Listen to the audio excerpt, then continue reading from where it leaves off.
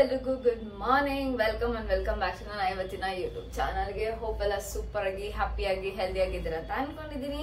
ನಾನು ನಿಮ್ಮ ರಂಜಿತಾ ಪ್ರಕಾಶ್ ಗೌಡ. ಸೊ ನನ್ನ ಚಾನಲ್ನ ಸಬ್ಸ್ಕ್ರೈಬ್ ಮಾಡಿಕೊಂಡು ನಿಮ್ಗೆ ಏನಾದ್ರೂ ಈ ವಿಡಿಯೋ ಇಷ್ಟ ಆಗಿದ್ರೆ ಶೇರ್ ಮಾಡೋದನ್ನ ದಯವಿಟ್ಟು ಮರಿಬೇಡಿ. ಸೊ ಇವತ್ತು ಕೂಡ ಡೈಲಿ ವ್ಲಾಗ್ ಆಗಿರುತ್ತೆ. ಇವತ್ತು ಬಂದು ಫ್ರೈಡೇ. ನಾನು ಆಲ್ರೆಡಿ 4:45 ಎದ್ದು ಟಿಲ್ 6:15 ವರ್ಗೂ ಒಂದು ಸೆಷನ್ ಇತ್ತು, ತಗೊಂಡು ಮುಗಿಸಿ ಮತ್ತೆ ಮಲ್ಕೊಂಡು 7:30ಗೆ ಇವಾಗ ಎದ್ದಿದ್ದೀನಿ. ಎದ್ದು ಕೂಡಲೇ ಸ್ವಲ್ಪ ಹೇರ್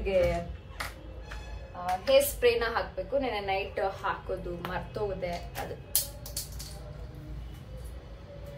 ಸೊ ಅದಕ್ಕೋಸ್ಕರ ಪಿಲ್ಗ್ರಿಮ್ದು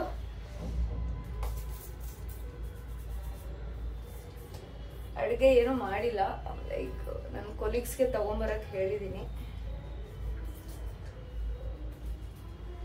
ಬಿಕಾಸ್ ನಂದು ಇವತ್ತು ಟ್ರಾವೆಲಿಂಗ್ ಇದೆ, ಆಚೆಗೆ ಹೋಗ್ತಾ ಇದ್ದೀನಿ ನಾನು.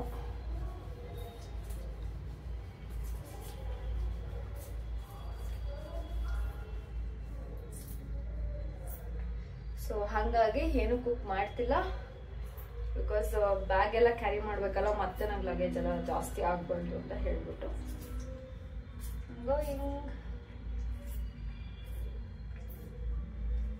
ಈ ಜಾಗಕ್ಕೆ ನಾನು ತುಂಬಾ ದಿನದಿಂದ ಹೋಗ್ಬೇಕು ಅಂತ ಅನ್ಕೋತಿದ್ದೆ. So finally I am going.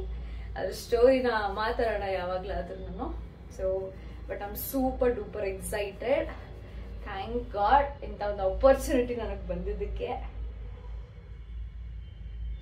So ಅಷ್ಟೇ, ಒಂದು 2 ನಿಮಿಷ ಚೆನ್ನಾಗಿ ಮಸಾಜ್ ಮಾಡ್ಬಿಟ್ಟು ಹಿಂಗ ಮೇಲೆ ಜುಟ್ಟನ್ನ ಹಾಕ್ಬಿಟ್ರೆ ಇಟ್ಸ್ ಡನ್.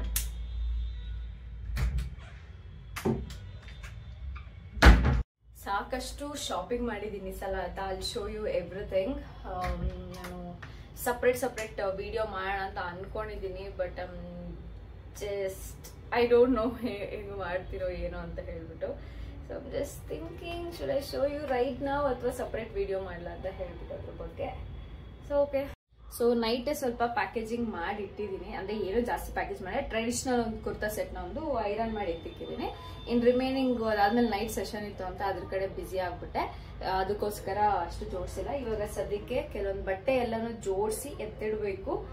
ನೋಡೋಣ ಯಾವೆಲ್ಲ ಕೈಗೆ ಸಿಗುತ್ತೋ ಅದನ್ನೆಲ್ಲ ಹಾಕಿಟ್ಟಿದ್ದೀನಿ. ಈಗ ಸ್ವಲ್ಪ ಮೇಕಪ್ ಇದನ್ನೆಲ್ಲ ಪ್ಯಾಕ್ ಮಾಡ್ಬೇಕು ನಾನು.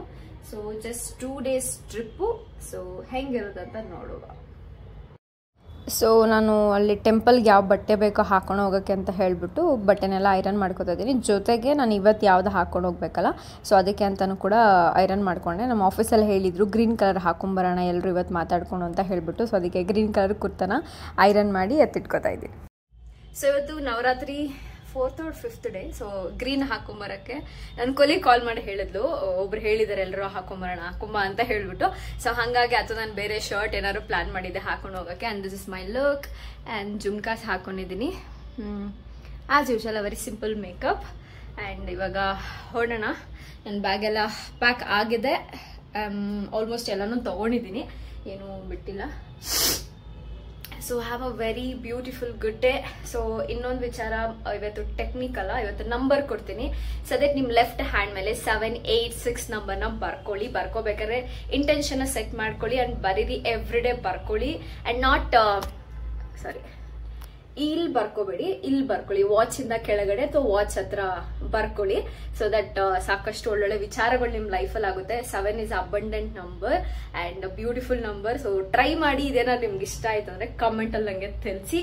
ಅಂಡ್ ನಿಮ್ಗೆ ನನ್ನ ಪರ್ಸನಲ್ ಸೆಷನ್ಗೆ ಜಾಯ್ನ್ ಆಗ್ಬೇಕು ಅಂದ್ರೆ ಮೇಲ್ ಐಡಿ ನ ಹಾಕ್ತೀನಿ. ಸೊ ಇದಕ್ಕೆ ನಂಗೆ ಮೇಲ್ ಐಡಿ ನ ಕಳ್ಸಿಕೊಟ್ರೆ ನಾನು ನಿಮ್ಗೆ ಡೀಟೇಲ್ಸ್ ನ ಕೊಡ್ತೀನಿ. ಓಕೆನಾ? Let's go.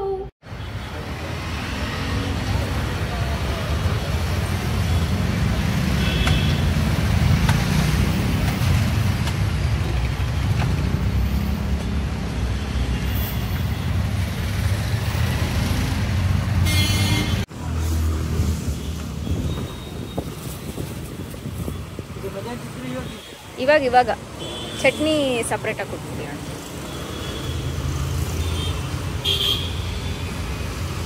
ಆಫೀಸ್ ಕೆಲಸ ಎಲ್ಲನೂ ಮುಗಿಸ್ಕೊಂಡಿದ್ದಾಯಿತು. ದೆನ್ ನಾನು ಕೂಡ ಆಟೋನ ಬುಕ್ ಮಾಡಿಕೊಂಡೆ. ನನ್ನ ಫ್ರೆಂಡು ಡೈರೆಕ್ಟಾಗಿ ಹೋಗಿದ್ದು ಆಫೀಸ್ ಮುಗಿಸ್ಕೊಂಡು. ಅದಾದಮೇಲೆ ನಾನು ಇಲ್ಲಿಂದ ಆಟೋನ ಬುಕ್ ಮಾಡಿಕೊಂಡೆ. ಸೊ ದೆನ್ ನಾನು ಹೊರಟಿದ್ದು ಡೈರೆಕ್ಟ್ಲಿ ಸೈಂಟ್ ಜಾನ್ಸ್ ಹಾಸ್ಪಿಟಲ್ ಹತ್ರ. ಅಲ್ಲಿ ಪಕ್ಕದಲ್ಲೇ ಬಸ್ ಸ್ಟಾಪ್ ಇದೆ ಅಲ್ವಾ, ಸೊ ಅಲ್ಲೇ ಬಸ್ಸಸ್ ಎಲ್ಲ ಬರ್ತಿರುತ್ತೆ ಅಂತ ಅವಳು ಹೇಳಿದ್ಲು. ಅವಳು ಮನೆಗೆ ಹೋಗಿ ಬ್ಯಾಗ್ ತೊಗೊಂಡು ಬರ್ತೀನಂತ 1 hour ನಾನು ವೆಯ್ಟ್ ಮಾಡಿಸಿದ್ದಾಳೆ. 1 hour ನಾನು ವೆಯ್ಟ್ ಮಾಡ್ಕೊಂಡೇ ನಿಂತಿದ್ದೀನಿ ಬಸ್ ಸ್ಟಾಪಲ್ಲಿ. ಆಯಿತಾ, ನಾನು ಅಂದ್ಕೊಂಡೆ ತಮಿಳ್ನಾಡು ಬಸ್ಸಲ್ಲಿ ಹೋಗ್ತೀವಿ ನಾವು ಅಂತ ಹೇಳಿಬಿಟ್ಟು, ಬಟ್ ಆಮೇಲೆ ಗೊತ್ತಾಯಿತು. ಸೊ ದಟ್ ನಾರ್ಮಲ್ ನಮ್ಮ ಕರ್ನಾಟಕ ಬಸ್ಸಸ್ ಹೋಗುತ್ತೆ ಅಂತ ನಮ್ಗೆ ಆಮೇಲೆ ಗೊತ್ತಾಗಿತ್ತು. ಸೊ ಜರ್ನಿ ಚೆನ್ನಾಗಿ ನಂಗೆ ಗೊತ್ತಿಲ್ಲಪ್ಪ.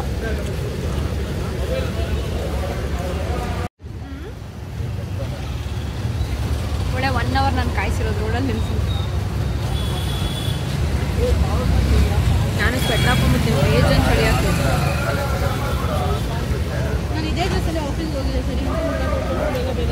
ನಾನು ನೀನು ಸ್ನಾನ ಮಾಡ್ಕೊಂಡು ಬರ್ತಾ ಇದ್ದೇನೋ ಅಂತ ಅಂದ್ಕೊಂಡಿದ್ದೀನಿ.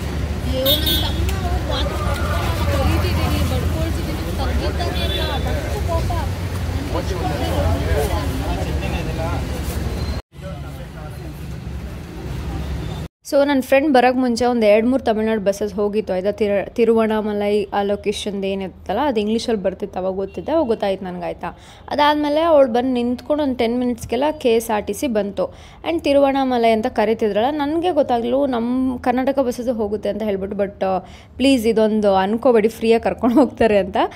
ನೀವು ಪೇ ಮಾಡಲೇಬೇಕು. ಆಧಾರ್ ಕಾರ್ಡ್ ಎಲ್ಲ ಇಟ್ಕೊಂಡೆಲ್ಲ ಹೋದರೆ ಅಷ್ಟೇ ಬಸ್ಸಿಂದ ಇಳಿಸ್ಬಿಡ್ತಾರೆ ನಿಮ್ಮನ್ನ. ಆ್ಯಂಡ್ ನಾವು ಹತ್ತಿದ ಬಸ್ಸು ಇನ್ನೂ ಅವಾಗ ತಾನೇ ಬಂದಿತ್ತು, ಖಾಲಿ ಆಗಿತ್ತು. ಸೊ ಹಾಗಾಗಿ ಫಸ್ಟಲ್ಲೇ ನಮಗೆ ಸೀಟ್ ಸಿಕ್ತು. ಪರ್ ಪರ್ಸನ್ಗೆ 205 ರೂಪಾಯಿನ ಚಾರ್ಜ್ ಮಾಡಿದ್ರು. ಕೇಳಿದೆ ಆಯಿತಾ ನಾನು ಆದರೂ ಒಂದು ಸಲ, ಸೊ ಏನಾದ್ರು ಆಧಾರ್ ಕಾರ್ಡ್ ಕೊಡ್ಬೋದಾ ಅಂತ. ಇಲ್ಲ ಮೇಡಮ್ ಅಂತ ಹೇಳ್ತಾಯಿದ್ರು. ಸೊ ತುಂಬ ಚೆನ್ನಾಗಿ ಓಡಿಸಿದ್ರು ಡ್ರೈವರ್ ಅಣ್ಣ ಅಂತೂ ಲಿಟ್ರಲಿ. ಆ್ಯಂಡ್ ಏನಪ್ಪ ಅಂದರೆ 8:30ಗೇನೋ ಬಸ್ಸಲ್ಲಿ ಕೂತಿದ್ದಾಯ್ತಾ ನಾವು.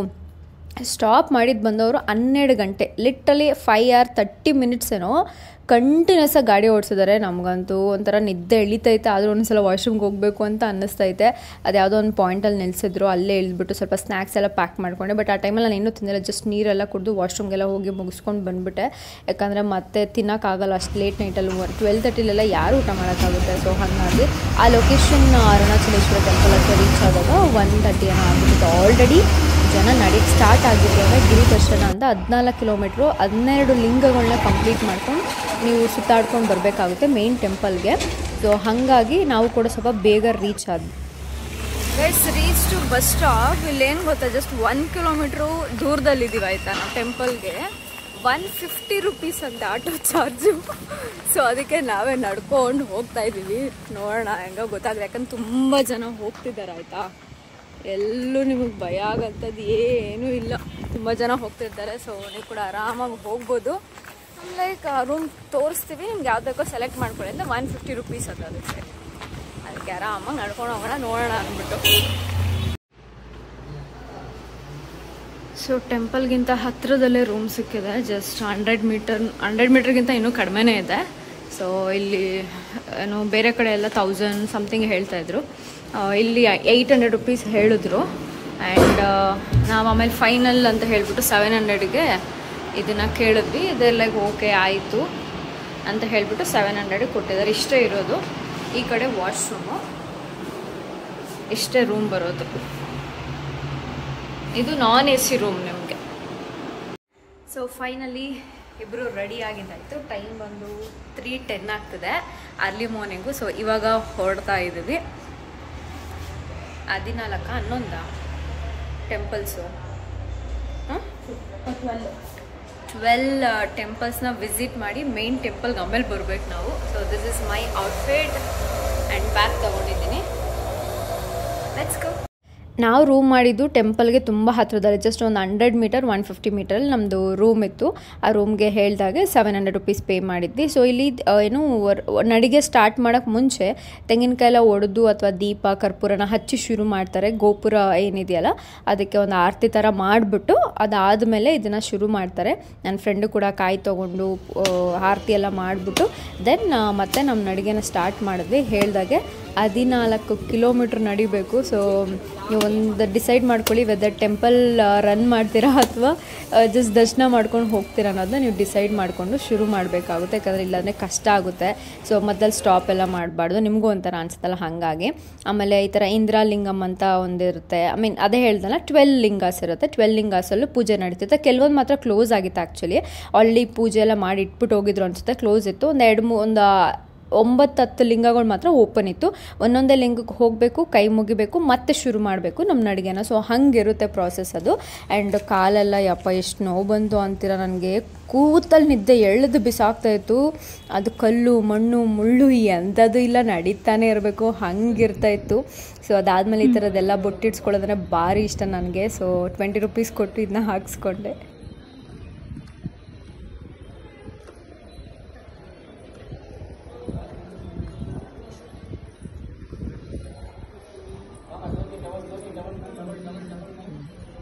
ಚೆನ್ನಾಗಿ ಕಾಣಿಸುತ್ತೆ. పంచముఖి రుద్రాక్షను ఉచితంగా ఇస్తున్నాము, వచ్చి తీసుకోండి.